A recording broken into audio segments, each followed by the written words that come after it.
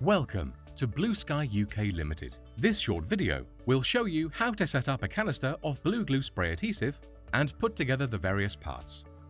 Once the adhesive is brought into contact with itself, an aggressive bond will be made, and adjustments are then not possible. Spacers can be used to ensure that the surfaces do not contact prematurely.